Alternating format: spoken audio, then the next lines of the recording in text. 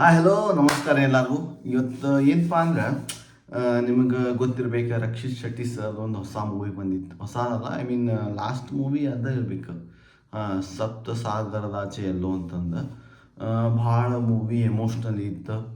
I mean song ಚಲೋ ಇದ್ದು. ಇನ್ನೇನು ಹೇಳ್ಬೇಕಪ್ಪ ಅಂತಂದ್ರೆ, ಸ್ಪೆಷಲಿ ಈ ಒಂದು ಎಮೋಷ್ನಲ್ ಜನಕ್ಕೆ ಆ ಮೂವಿ ಭಾಳ ಕನೆಕ್ಟ್ ಆಯ್ತು. ಬಟ್ ನಂಗೆ ಟೈಟಲ್ ಒಳಗೂ ನಂಗೆ ಸ್ಟಾರ್ಟಿಂಗ್ ಹೇಳ್ದಂಗೆ ಅಷ್ಟು ಫೀಲ್ ಬರಲಿಲ್ಲ. ಬಟ್ ಆಮೇಲೆ ಭಾಳ ಏನಪ್ಪ ಆ ಮೂವಿಗೆ ಅದಕ್ಕೆ ಭಾಳ ಸೂಟೇಬಲ್ ಅನಿಸ್ತು. ಅಲ್ಲಿಂದ ನಮ್ಮ ಕಾಂತಾರ ಹೀರೋಯಿನ್, ಐ ಮೀನ್ ಸಪ್ತಸಾಗರದಾಚೆ ಎಲ್ಲೋ ರುಕ್ಮಿಣಿ ಮೇಡಮ್, ಅಲ್ಲಿಂದನೇ ಸ್ವಲ್ಪ ಎಲ್ಲರಿಗೂ ಗೊತ್ತಾಗಿದ್ದ. ಆಮೇಲೆ ಕಾಂತಾರ ಬಂದಿದಂತೂ all over Karnataka, all over India ಗೊತ್ತಾದ್ರೆ. ಬ್ಯೂಟಿ ಅಂತೂ ಏನು ಹೇಳೋಂಗಿಲ್ಲ, ನೆಕ್ಸ್ಟ್ ಲೆವೆಲ್. ಸೊ ಆ್ಯಕ್ಟಿಂಗು ಹಂಗೆ ಪವರ್ಫುಲ್ ಮಾಡ್ಯಾರ. ಏನಪ್ಪ ಮೇನ್ ಅಂತಂದ್ರೆ, ಕಾಂತಾರ ವಿಷಯ ತೆಗೆದ್ರೆ ಅದ್ರಾಗ ಅಲ್ಲಿಂದ ಏನು ನ್ಯೂಸ್ ಸ್ಟಾರ್ಟ್ ಆದ್ರೆ ಭಾಳ ಚಲೋ ಇರೋನು ಬ್ಯಾಡ್ರಿ, ಚಂದ ಇರೋನು ಬ್ಯಾಡ್ರಿ ಅನ್ನೋದೊಂದು ಟಾಪಿಕ್ ಭಾಳ ಬಂತು. ಆ ಒಂದು ಫೈನಲಿ ಏನಂದ್ರೆ ಇವತ್ತು ಹೇಳೋದು ಆ್ಯಕ್ಚುಲಿ ಸಪ್ತ ಸಾಗರದಾಚೆ ಎಲ್ಲೋ ಮೂವಿ ನಮ್ಮ ರಕ್ಷಿತ್ ಶೆಟ್ಟಿಗಿನ ಮೊದಲು ನಮ್ಮ ಯಶ್ ಸರ್ಗದ ಆಫರ್ ಮಾಡೋರಿದ್ರು ಅಂತ ಮೂವಿ. ಬಿಕಾಸ್ ಅದು ನಾನು ಯೂಶ್ವಲಿ ಅದೊಂದು ಸ್ವಲ್ಪ ಜನ AI ಮಾಡಿ ಹಾಕ್ಯಾರ. ನನಗೂ ಅದು ನೋಡಿ ಪೋಸ್ಟರ್ ಮಸ್ತ್ ಅನ್ನಿಸ್ತು. ಸಪ್ತ ಸಾಗರದಾಚೆ ಎಲ್ಲೋ ಯಶ್ಗೆ ಮಾಡಿದ್ರೆ ಮತ್ತು ಅವ್ರಿಗೆ ಸೂಟ್ ಹಾಕಿತ್ತೇನೋ ಅನ್ನಿಸ್ತು. ಬಟ್ ಇವನ್ ರಕ್ಷಿತ್ ಶೆಟ್ಟಿ ಸರು ಮಸ್ತ್ ಮಾಡ್ಯಾರ. ಅದನ್ನು ನಾ ಹೇಳಿಲ್ಲ, ಡೈರೆಕ್ಟರ್ ಹೇಮಂತ್ ರಾವ್ ಅನ್ನೋರು, ಆ ಮೂವಿ ಡೈರೆಕ್ಟರ್ ಸ್ವಲ್ಪ ರಿವೀಲ್ ಮಾಡಿದ್ರಂತ. ಸೊ ಇದು ಟಾಪಿಕ್, ಈ ಕಾನ್ಸೆಪ್ಟ್ ಬಂದ್ಬಿಟ್ಟು ಯಶ್ ಅವ್ರಿಗೆ ಮಾಡಿದ್ದೆ ಅಂತಂದು. ಬಟ್ ಎನಿವೇಸ್, ಈಗ ಫೈನಲಿ ರಕ್ಷಿತ್ ಶೆಟ್ಟಿ ಸರ್ ಅಂತಾರೆ ಹಣೆ ಬಾದಾಗಿತ್ತು ಅಂದ್ರೆ ಅದು ಯಾರೇನು ಮಾಡೋಕ್ಕಾಗಿಲ್ಲ. ರಕ್ಷಿತ್ ಶೆಟ್ಟಿ ಸರು ಮಸ್ತ್ ಆ್ಯಕ್ಟಿಂಗ್ ಮಾಡ್ಯಾರ. ಇವನ್ ಪೇರು ಸೂಟ್ ಆಗೈತಿ, ಕಾನ್ಸೆಪ್ಟು ನೆಕ್ಸ್ಟ್ ಲೆವೆಲ್. ಇನ್ನೂ ಈ ಡೈರೆಕ್ಟರ್ ಇನ್ನೂ ಚಲೋ ಮೂವೀಸ್ ಮಾಡಲಿ.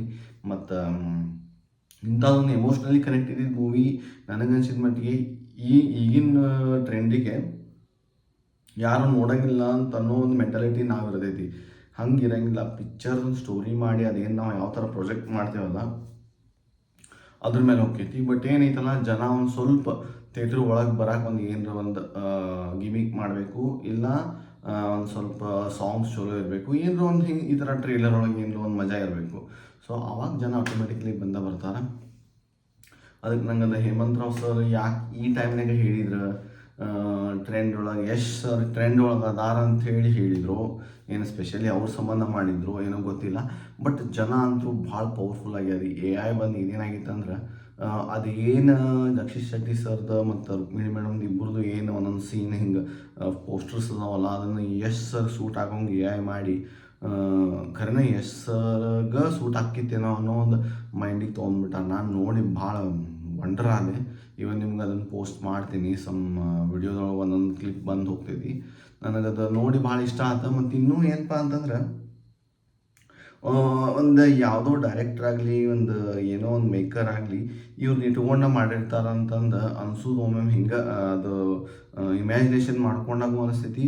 ಮತ್ತು ಸ್ಪೆಷಲಿ ಇದು ಇವ್ರಿಗೆ ಸೂಟ್ ಹಾಕಿತ್ತಂತನೂ ಅನಿಸ್ತೈತಿ. ಬಟ್ ಆಮೇಲೆ ಹೋದಾಗ ಹೆಂಗೆ ಅನಿಸ್ತದೆ, ಇದು ಸ್ಪೆಷಲಿ ಇವರು ಯಶ್ ಸರ್ಗೆ ತಲೆ ಇಟ್ಕೊಂಡು ಮಾಡ್ಯಾರ ಖರೆ. ಬಟ್ ಇದು ಸೂಟ್ ಆಗಿತ್ತು ರಕ್ಷಿತ್ ಶೆಟ್ಟಿ ಸರ್ಗೆ. ಯಾಕಂದ್ರೆ ಅವ್ರದ್ದು ಒಂದು ಸೈಲೆಂಟ್ ಆ್ಯಂಡ್ ಇನೋಸೆಂಟ್ ಫೇಸ್, ಮತ್ತು ಲೈಕ್ ಫೀಲಿಂಗ್ಸ್, ಮತ್ತು ಈ ಥರ ಒಂದು ಕನೆಕ್ಟೆಡ್ ಇರೋ ಮನುಷ್ಯ ರಿಯಲ್ ಲೈಫ್ನಾಗೂ ಅನ್ಕೊತೀನಿ. ಸೊ ಆ ರೀಸನಿಗೆ ಅದು ಕನೆಕ್ಟ್ ಆಗ್ತಾ ಏನೋ ಗೊತ್ತಿಲ್ಲ. ಬಟ್ ನನಗೂ ಸಪ್ತಸಾಗರದ ಆಚೆ ಭಾಳ ಫೀಲಿಂಗ್ಸ್ ಇತ್ತು. ನನಗೆ ಯಾಕೋ ಯಪ್ಪ ನಮ್ಮನೆ ಫೀಲಿಂಗ್ಸ್ ಐತೆ, ನೋಡಲೇಬೇಡ ಅನಿಸ್ಬಿಟ್ಟಿತ್ತು. ಆ ರೇಂಜಿಗೆ ಅದನ್ನು ಎಮೋಷ್ನಲಿ ಮಾಡಿಬಿಟ್ಟಿದ್ರು. ಮತ್ತು ಅದ್ರಾಗ ಫೈನಲಿ ಜೈಲಿಗೆ ಹೋಗ್ತಾರೆ. ಅವರು ಹೋದ್ಮೇಲೆ ಈ ಥರ ವೇಟ್ ಮಾಡ್ತೇನೆ ಅಂತಂದು ಅವ್ರು ಮತ್ತು ಇನ್ನೊಬ್ಬರು ಮದುವೆ ಆಗ್ತಾರೆ. ಏನೇನೋ ಈ ಥರ ಒಂದು ಸೀನ್ ಇರೋದು ನೋಡಿ ಯಪ್ಪ ಈ ರೇಂಜಿಗೆ ಎಮೋಷ್ನಲ್ ಇರೋ ಮೂವಿ ನೋಡೋಕೆ ಹೋಗ್ಬಾರ್ದು ಅನಿಸ್ತೈತಿ. ಬಟ್ ಹಂಗಂತೇಳಿ ನಾವು ಆ ಕಂಟೆಂಟ್ಗೋಸ್ಕರ ಅದೊಂದು ಹೋಲ್ ಮೂವಿ ವರ್ಕ್ ಪ್ರಾಜೆಕ್ಟ್ ಮಾಡಿದ್ದು ನಾವು ಬಿಡೋಕ್ಕಾಗಿಲ್ಲ. ನನಗೂ ಅದು ಮೂವಿ ಸ್ಟಾರ್ಟಿಂಗ್ ಸ್ವಲ್ಪ ಭಾಳ ಫೀಲಿಂಗ್ಸ್ ಇರೋದಕ್ಕೆ ನೋಡೋಕ್ಕಾಗಲಿಲ್ಲ. ಯಾಕಂದ್ರೆ ನಮ್ಮ ಲೈಫ್ನಾಗ ಬೆಚ್ಚಾನ್ ಫೀಲಿಂಗ್ಸ್ ಇರ್ತಾವೆ, ಲೈಕ್ ಎಮೋಷ್ನಲಿ ಇದು ಇರ್ತಾವೆ.